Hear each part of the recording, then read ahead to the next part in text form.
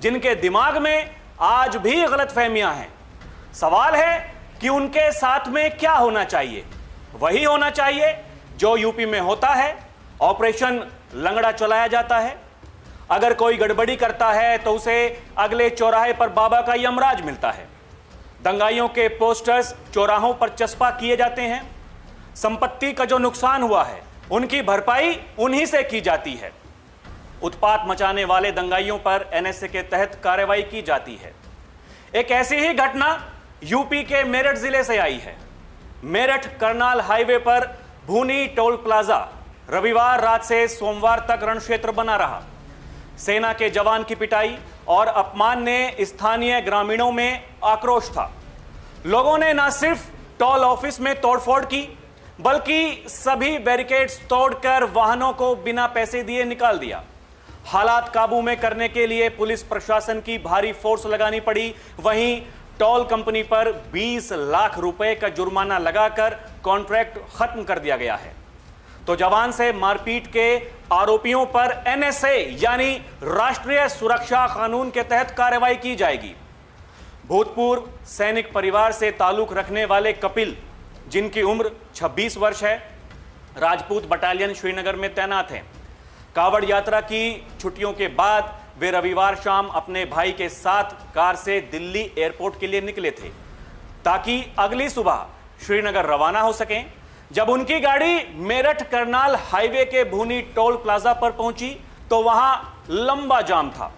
कपिल ने टोल कर्मचारियों को अपना आर्मी पहचान पत्र दिखाकर कहा कि वे स्थानीय निवासी हैं और ड्यूटी पर जाने वाले सैनिक हैं, इसलिए उन्हें जल्दी निकलने दिया जाए। उनसे निवेदन किया कि देरी हुई तो फ्लाइट छूट जाएगी। लेकिन इस निवेदन के जवाब में टोल कर्मियों ने बेरुखी, अभद्रता और हिंसा दिखाई। सैनिक को खंबे से बांधकर पीटा गया। घटना के चश्मदीद कहते हैं कि टोल कर्मचारियों ने उल्टा कपिल से बहस शुरू कर दी। इसी बीच सिक्योरिटी इंचार्ज बिट्टू भी वहां पर आ गया और स्थिति मारपीट में बदल गई।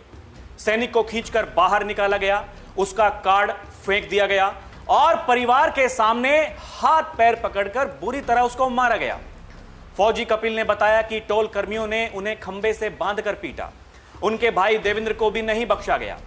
हमले में कपिल की नाक पर गहरी चोट लगी, पैर की नसें फट गईं, जांघ पर गंभीर जख्म और हड्डी में क्रैक तक आ गया। जख्मी कपिल ने घर फोन करके घटना की जानकारी दी। सूचना मिलते ही गोटका और आसपास के गांवों के लोग बड़ी संख्या में टोल पर जुट गए। संख्या बढ़ते बढ़ते 500 से अधिक हो गई। भीड़ ने टोल ऑफिस पर धावा बोला, शीशे तोड़े, कुर्सियां और सामान फेंका, पत्थरबाजी की और टोल लेन की बैरिकेडिंग उखाड़ दी। इससे हाईवे पर गुजरने वाली सभी गाड़ियां बिना शुल्क दिए निकलने लगी।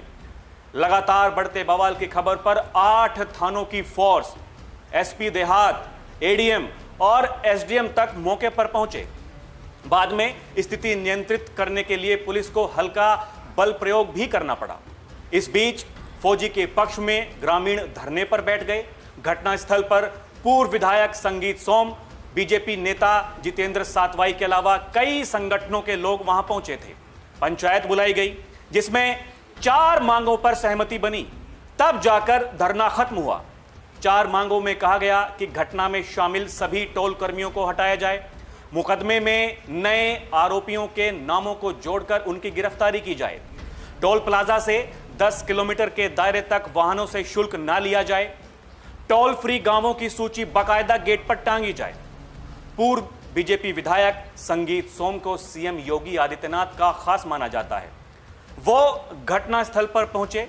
इससे आप वारदात की गंभीरता को समझ सकते हैं। जब पत्रकारों ने उनसे पूछा कि आप कब तक धरने पर बैठे रहेंगे, तो उन्होंने कहा कि आप ज्यादा चिंता मत कीजिए, यूपी में योगी आदित्यनाथ की सरकार है, कार्रवाई में ज्यादा समय नहीं लगेगा। कुछ लोगों ने इसमें जातिवाद को घुसाने की कोशिश की। कहा गया कि यह हंगामा इसलिए हुआ क्योंकि सैनिक राजपूत था।